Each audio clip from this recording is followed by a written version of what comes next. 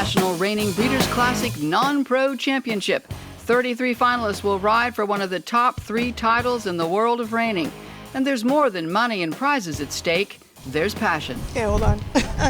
There'll be happiness and heartbreak before we're done, as 6-time NRBC non-pro champion Mandy McCutcheon knows well. It's just life in the finals. No, never ho hum. There's a herd of kids on Mandy's tail, ditching school to chase their dreams. Yeah, I missed a whole week of school. I missed a lot this week. Bunch of tests. We'll see if the young reiners can ace the NRBC test. Coming up on Your Horse Inside and Out, sponsored by Behringer Ingelheim, we're going to talk about some preventative measures you can use to help prevent flu and rhino in your show horses. In Training Secrets, newly minted NRBC Open co-champion Nathan Piper takes us to the show pen to help with the rundown to the stop. And when Dan Huss and Ms. Dreamy inadvertently went bridleless and rocked the AQHA World Show last year, fellow reiner Franco Bertolani told our crew this about their now legendary run. I think the horse can go straight to Hall of Fame. Turns out Franco was right. We'll have the big news just ahead. That and more coming up on Horse of the West. The Western horse was a master of a hard world, pitted for centuries against half-wild bovines.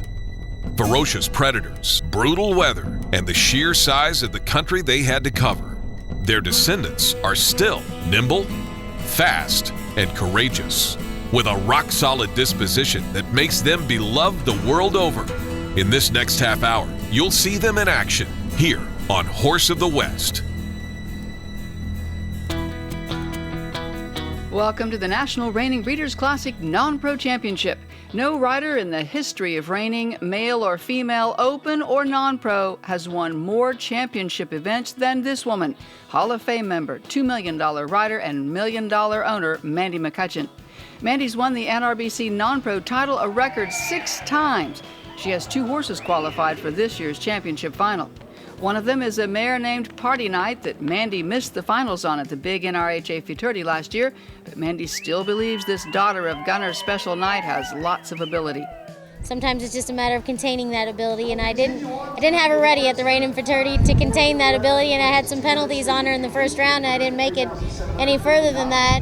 Despite her husband Tom's misgivings, Mandy turned down offers to sell Party Night after the Futurity, so we'll see if that gamble pays off. Reining is a family sport, and Mandy's daughter Carly has qualified 2 horses for the final with a broken arm. Mandy will also be up against the son of NRHA $5 million rider Andrea Fapani. Luca Fapani has 2 horses qualified, and one's been quite a project for him and his dad. It was a lot of work, a lot of frustration, but he always looked at me and told me that he had a good feeling about this horse. Luke is one of several high school and college kids in this NRBC final who all have to work their reining schedules around their classwork. He's 14 and in his freshman year of high school in Scottsdale. I missed all this week. I think I have like 26 days this year. It's not too bad. I'm good in school. I'm able to catch back up within a week or 2, so my parents say I can keep going. Former NRBC champion Jack Meadows is an engineering student from Missouri who will have a lot of computations to catch up on when he gets back to college. I missed a lot this week. It was not an easy week to miss either, so I really should be at home. Teachers have been awesome though, helping me out, helping me through it. So. Doesn't seem that long ago that Indy Roper of Hobart, Indiana was in college reining for Auburn University. She's out of school now and has 2 horses qualified for the final here at the National Reining Breeders' Classic. I mean, it's a wonderful horse show. Getting to come here, I have trouble getting off work, so I have to pick and choose my horse shows, and this is one that we put on the calendar the first of the year. Indy gets us started on Spook's Showtime by NRHA $1 million sire Spook's Got a Whiz, earning a 2:15.5. Mandy McCutcheon, who is based in Aubrey, Texas, last year had her eye on this horse, Codalicious by Electric Code, but couldn't get her bought.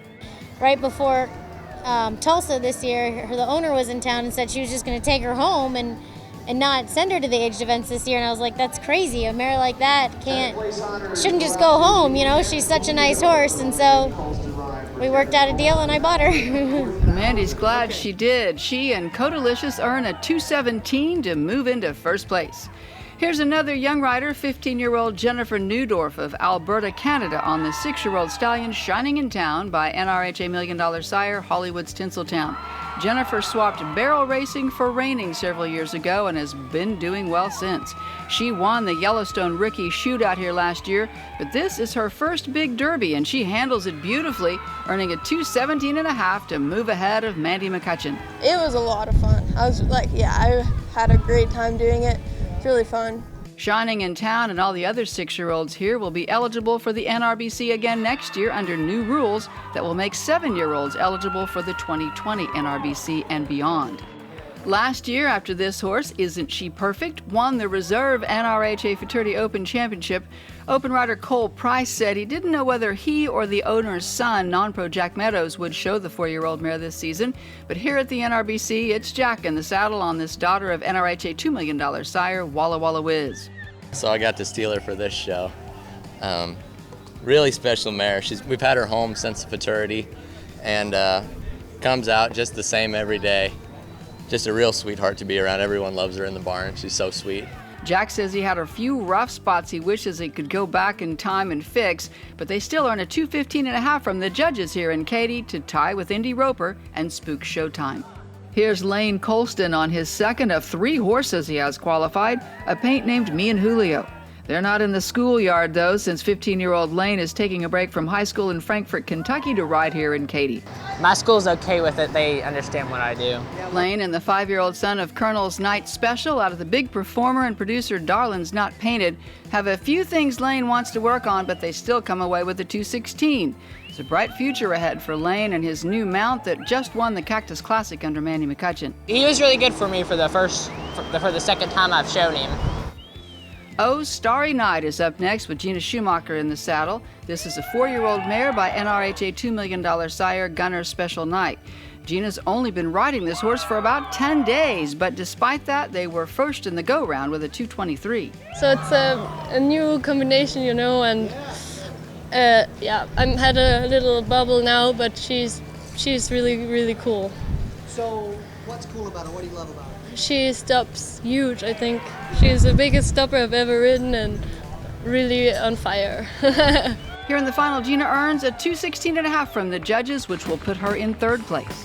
Young Jennifer Neudorf is still our leader with a 2:17.5 on the former open horse Shining in Town. And in 2nd is Hall of Famer Mandy McCutcheon and Codalicious. Mandy McCutcheon has a 2nd horse, as do Luku Fapani and Indy Roper. We'll see how it shakes out for everybody just ahead. You're watching Horse of the West on RFD TV, presented by the Oklahoma City Convention and Visitors Bureau. Welcome back to Horse of the West and the National Reining Breeders' Classic. This is the NRBC Non-Pro Championship Final, and right now our leader is a 15-year-old from Alberta, Canada, Jennifer Neudorf, and her Shining in Town with a score of 2:17.5. In 2nd, NRHA Hall of Famer Mandy McCutcheon and Codalicious. And in 3rd, it's Gina Schumacher and her family's Oh Starry Night. Lane Colston is back in the show pen now on a 2nd gelding out of Darlin's Not Painted. This one is sired by Gunner's Special Night and is named Bailey's Not Painted. Lane says Boris didn't get stopped quite as well as he can, but he still bests the score of 2:16 he had on his first horse by half a point. He slides into a tie with Gina Schumacher for 3rd. He's a really big stopper, big turner, good circler. And then there's a couple of things I could smooth out before I show him at the Derby this summer, but he's still a really nice horse too, and he ran great for me. Karen Mills of Scottsdale was 7th in the prelims with a 2:18 on this 6-year-old daughter of NRHA $1 Million sire Paleface Dunnett, named Paleface Dancer. Karen and her mare put together another good run here in the finals and earn a solid 2:17 to slide past Lane Colston and take over 3rd. This is only Karen's 2nd trip to the Level 4 final here. She's an incredible horse. I mean, man, I've never had a horse like her. She has got so much try and so good-minded and so sweet for a mare. I mean, she's the best. Indy Roper's 2nd horse is a 5-year-old gelding named Little Patron, sired by Little Joe Cash that Andrea Fapani rode as an open horse. Indy clerks for a federal judge up in Indiana. Her trainer, Marco Ricotta, keeps her horses tuned up for her, and she flies to Scottsdale whenever she can to get them ridden.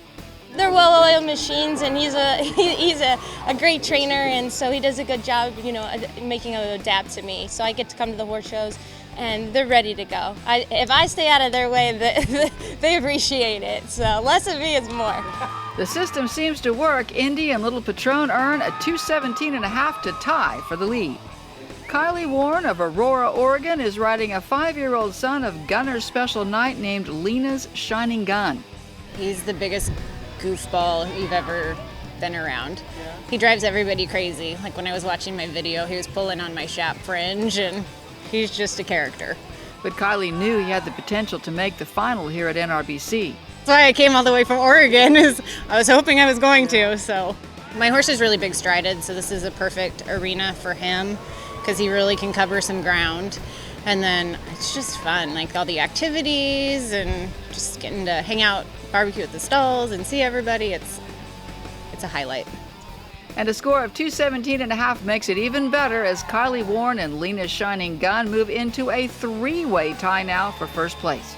But Mandy McCutcheon has another horse yet to go. This is Party Night by Gunner's Special Night, the mare she could have sold after a somewhat lackluster performance at the NRHA Futurity.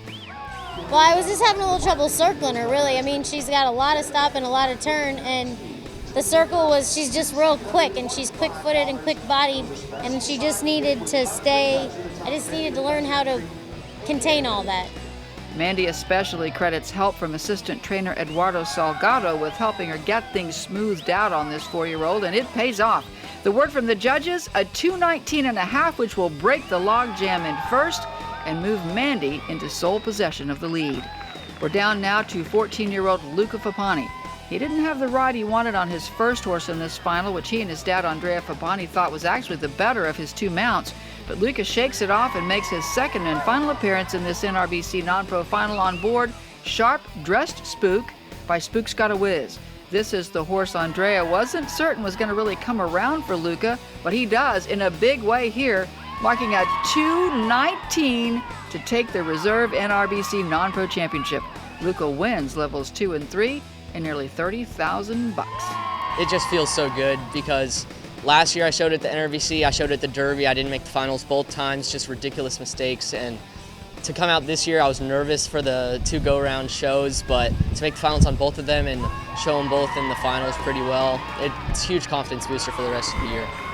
Jennifer Newdorf wins level 1, and for a record-setting 7th time, Mandy McCutcheon rides away with the level 4 NRBC non-pro championship.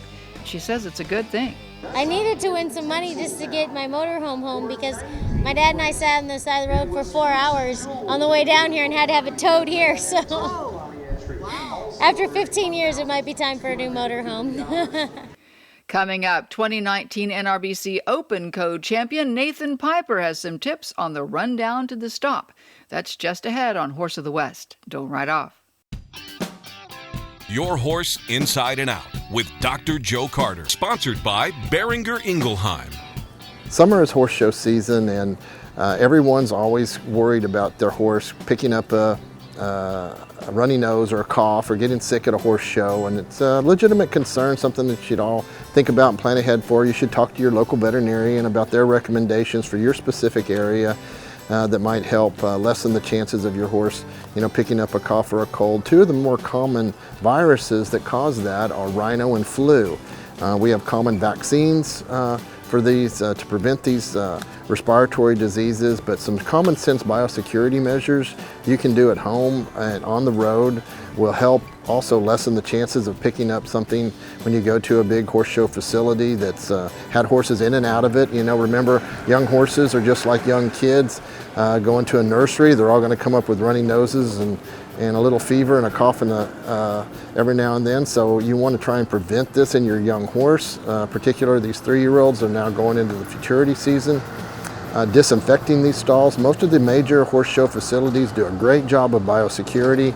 They disinfect these stalls after each event. They clean them real well, and this really helps lessen the chances of getting some germ or virus, at the horse show. But you can disinfect with Pine Sol, Clorox, any of the common disinfectants. Just spray it down prior to arriving. Be sure your buckets aren't, your water buckets aren't shared with other horses, your feed tubs. And also, you know, before you leave, you know, vaccinate your horses with a flu rhino vaccine. I like the high antigenic mass vaccines, ones that have a lot of the antigen in it that create a good immune response that help protect your horse, like in the Calvenza. And things like this are the things that you can do to help prevent your horse from getting sick on the road. And I'm Dr. Joe Carter with Your Horse Inside and Out. Your Horse Inside and Out is sponsored by Behringer Ingelheim. Before making any decisions about your horse's health, be sure to contact your veterinarian. You're watching Horse of the West on RFD TV, presented by the Oklahoma City Convention and Visitors Bureau.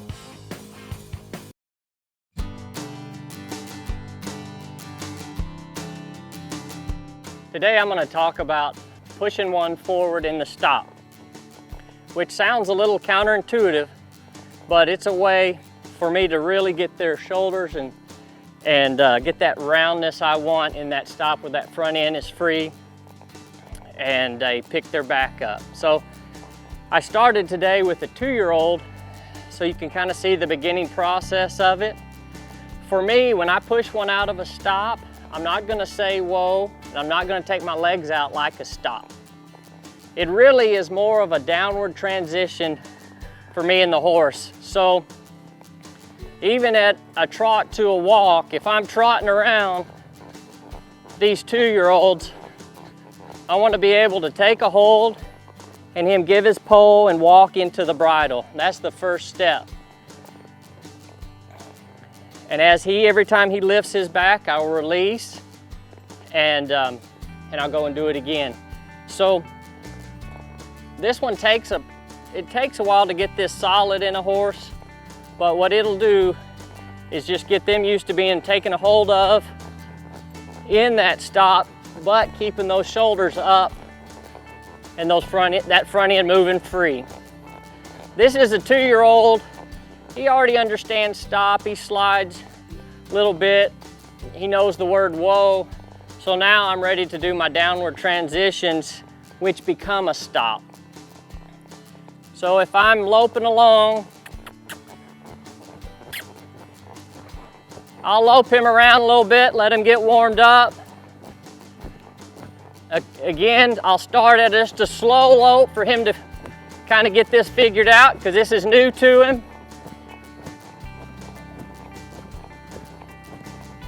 All I want to do is relax my legs. If I'm driving a little bit, take a hold of him, and then I just walk him up into the bridle and make him drive into that bit, stay round, because I would love for him to stop that round. Every time he does get round, I'll release him and reward him. Then we'll try it again.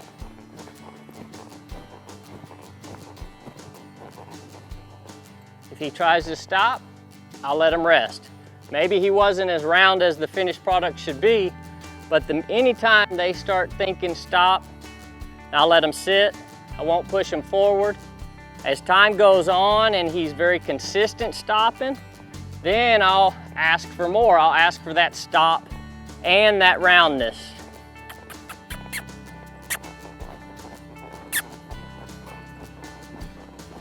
We'll do it a few more times, see if he'll get a little bit better at it. Also increase speed over time.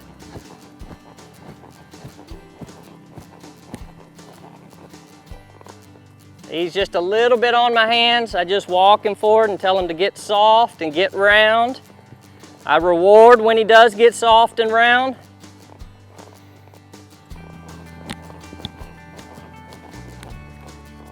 Didn't even try to stop there, but I'll still push him forward because it's not about the stop. It's about getting them round. And sometimes when they're being pushed forward, there you had a little stop, I'll let them sit. Sometimes when I'm pushing them forward and I feel that there's too much forward, I just keep going with it and I keep pushing them forward. Eventually, that push forward becomes work. And as I'm pushing them forward, it's harder to be driven forward. And that's one thing I don't walk them out of it. I drive them out of it, so it's work. And when they get that figured out, a lot of times they'll stop and start backing up because they don't want to go forward.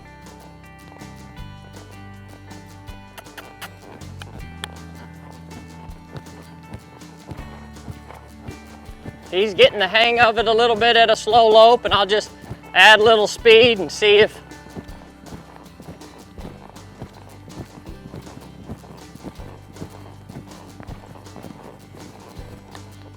and he's not sure what to do, but I want him round. It's just a downward transition till he learns to put his hocks in the ground and give me that round softness of his body. Coming up, it seemed like a Hall of Fame moment when it happened, and now the career of the horse whose bridleless ride thrilled at the 2018 AQHA World Show now has a Hall of Fame home. The big news when Horse of the West returns. You're watching Horse of the West on RFD TV, presented by the Oklahoma City Convention and Visitors Bureau. Welcome back to Horse of the West. At the AQHA Senior Reining World Championship in Oklahoma City last year, the World Equestrian Games team gold medalist Ms. Dreamy lost her bridle in the middle of the ride. Dan Huss grabbed the pieces and continued the run, got a no score for using both hands, but earned the online appreciation of fans worldwide and from fellow NRHA professionals at the show. But everybody will remember that run. Everybody will remember that run. It was just something else. I think the horse can go straight to Hall of Fame. And now she will. Ms. Dreamy is going into the Horse Stars Hall of Fame as a 2019 USEF inductee. This Hall of Fame celebrates the extraordinary talent of horses and their magical and powerful bonds with people. That just about sums up what the world saw from this horse and rider in Oklahoma City last year. Be sure and watch in the weeks ahead for Horse of the West coverage of the best little Derby in the West, the NRCHA Derby and Stakes, the NRHA Derby, and more. I'm Jennifer Reynolds. See you then.